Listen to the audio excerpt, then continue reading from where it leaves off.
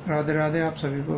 आज बात करेंगे हम कालिया दह, वही कालिया दह जहाँ से कृष्ण भगवान ने यमुना जी में छलांग लगाई थी गेंद को लेने और कूद पड़े थे यमुना जी में और गेंद को लेके आए, लेकिन जो कालिया मर्दन किया तो वो कहानी एक्चुअल में किस तरीके से है, वो कथा जो है हम बताएंगे आपको।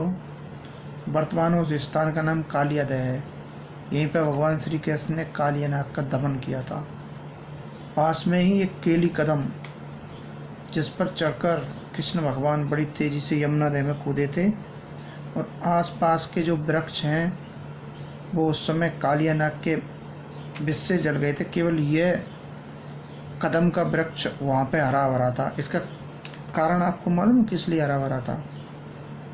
क्योंकि जब महापराक्रमी गरुण देव अपनी माता विंता और विमाता कद्रू के दासीपन से मुक्त कराने के लिए, जो अपनी माता थी ना गरुण जी की, विंता जी, उनको विमाता कद्रू के दासीपन से मुक्त कराने के लिए देवलोक से अमृत कलश लेकर इस कदम के ऊपर कुछ देर के लिए बैठे थे। तो उसकी जो गंध थी, कुछ लोग बताते हैं कि कुछ बूंदें वहाँ गिर गई थी। तो अमृत कलश की जब बूंदें किसी जगह पर जाएंगी तो वो तो अमृत मतलब अमर हो जाएगा अमृत के गिरने से। तो उस पेड़ पे जब बूंदें गिरी थी अमृत कलश की, अमृत कलश से, तो वो पेड़ तब से कदम का अमर हो गया और हरा भरा था।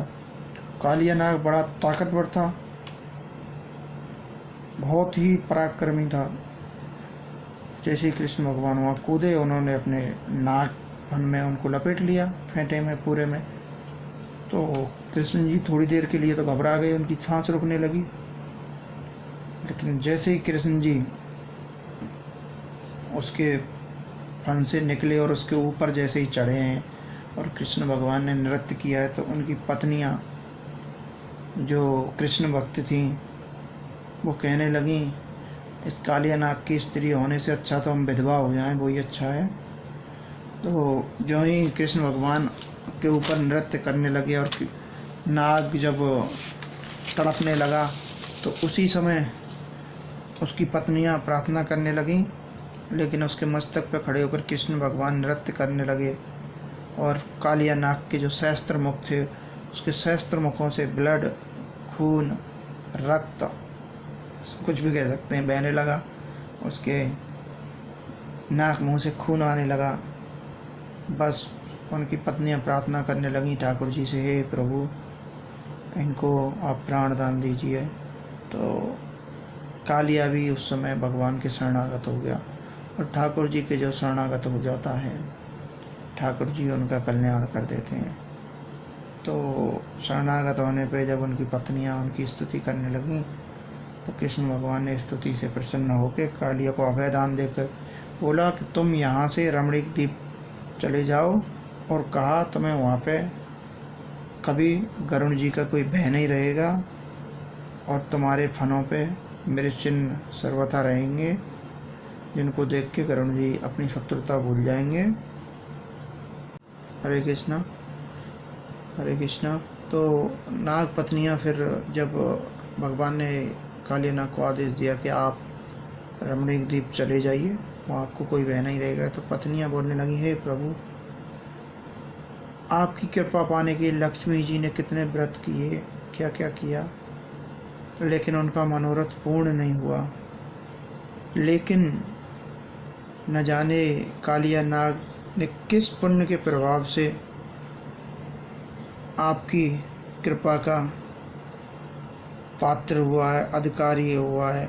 श्रीमद् भागवत के गौड़ीय टीकाकारों का तो ये सिद्धांत है कि कालिया पर भगवान के अहेतु की कृपा करने का कारण और कुछ नहीं था, वो सिर्फ जो कालिया नाग की पत्नियों ने कृष्ण भक्ति की थी, वही कृष्ण भक्ति अहेतु की कृपा की भक्ति ही है। क्योंकि भगवत कृपा भक्त कृपा की अनुगामिनी हैं। जब इनकी पत्नियों ने जो भक्ति कृष्ण भगवान के लिए की थी, जो कृष्ण भगवान को इष्ट मानती थी, उसी का फल था कि उनको अभयदान मिला, जीवन दान देके कालिया नाग को कृष्ण भगवान ने रमणीक द्वीप भेजा। धन्यवाद। इस वीडियो को ज़्यादा से ज़्यादा share, subscribe my channel. Hari बोल।